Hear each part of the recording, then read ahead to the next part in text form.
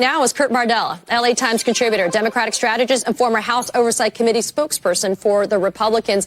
Kurt, thanks for the next installment of I'm Just Not That Into You Either. Last week we looked at Vivek Ramaswamy. This week it's Ron DeSantis. Let's start with the first topic, which is abortion. DeSantis gunning for that 6-week abortion ban that he got passed here, telling also Kayleigh McEnany that men should be providing financial support to pregnant women from the moment of conception because, quote, most women don't want to have abortions. Kurt, talk about why DeSantis on a national level might be such a disaster for what is already a disastrous abortion stance. Yeah, I mean, it would be disastrous for women in America, but really, this is a disastrous platform for the Republican Party. Let's be very clear here. The Republican Party extreme MAGA position on women's rights in America is completely out of the mainstream with not just Democrats, not just with independents, but with a lot of Republican voters as well, frankly, which is why when Republicans lurched this far to the extreme, they end up just stepping on themselves and putting themselves in political peril. Every data point that we have seen since Roe v. Wade was compromised has shown us that this is a losing issue for Republicans. And a midterm election that should have been a massive red wave, given where the economy was at the time, given the president's current approval ratings, they should have had a 20, 30, 40 seat majority.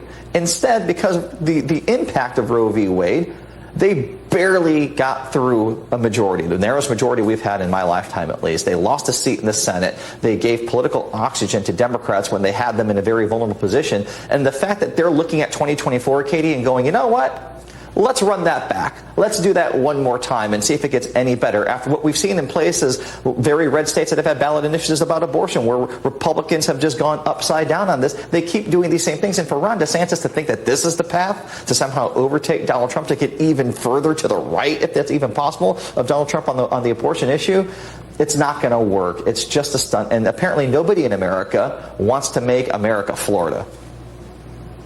Yeah, let me be on record by saying if you're going to force women to have kids, you better damn well give them financial support. So maybe Ron DeSantis will be the first to come at bat for that. Let's switch gears now and talk about the fact that just a few days ago, a federal judge telling Ron DeSantis that DeSantis's version of a congressional map here in Florida, quote, diminished black voters' ability to elect their candidate of choice, further advancing the GOP agenda, Kurt, of disenfranchising minority voters, especially black voters. So why should Americans not want DeSantis in the White House? Well, it's very clear that not just with Ron DeSantis in Florida, we've seen this now all across the country. The Republican architect is to try to do everything they can to make it harder for communities of color, minorities, disenfranchised voters to participate in the democratic process, because they know that when the playing field is level, there's simply more of us than there are of them.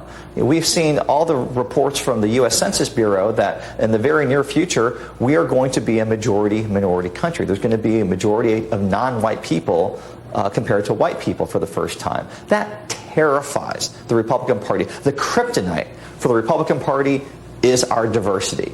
And so they're going to do everything they can to try to actively suppress voter participation in America, because if the numbers are fair, if the process is fair, they know that they have no path to hold on to political power. That's in part what's driving this entire Republican Party platform of being anti-democratic. Kurt, finally, if there was any reason to not support Ron DeSantis, it's the fact that he's not going to win. I mean, I'm not a GOPer, but I'm just saying if you're the GOP. A DeSantis campaign official anonymously telling the media that a, quote, strong second-place showing in Iowa is a good thing. I'm going to invoke Talladega Nights, Ricky Bobby. If you ain't first, you're last. So DeSantis' big dollar donors are also ditching DeSantis at this time. I mean, Kurt, why is Ron DeSantis just as bad for America as Donald Trump? Well, I tell you, this is the one thing about voters, and I don't care which party you're in. Voters can tell when you're not really authentic, when you're trying to run as a cheap knockoff of somebody else. Ron DeSantis is just a poor man's Donald Trump. He's trying all that he can to emulate and mimic Donald Trump and his style and his brand of divisive and hateful politics, but he's not the real thing. The real thing's still in the race. It's not going to work. That's why Republican primary voters have, unanimously pretty much rejected Ron DeSantis. The idea that this guy was going to be the anti-Trump, not Trump alternative for Republicans is laughable. And the fact that he's going around and trying to convince people, hey, cut a check to me so I can finish hopefully second. That's a really tough proposition to make. Who's dumb enough to write that check to that person? It's like if you're going to try and beat the real thing in Donald Trump, you got to be something different. And he's proving everyone he's just not up for this fight. Yeah, and that's why DeSantis isn't going after Donald Trump like others should be doing. Kurt, you brought up one of my favorite sayings, self, then a second-rate version of someone else. Kurt Bardella, though, you're an original. They broke the mold with you always. Thanks for joining me today. I appreciate you.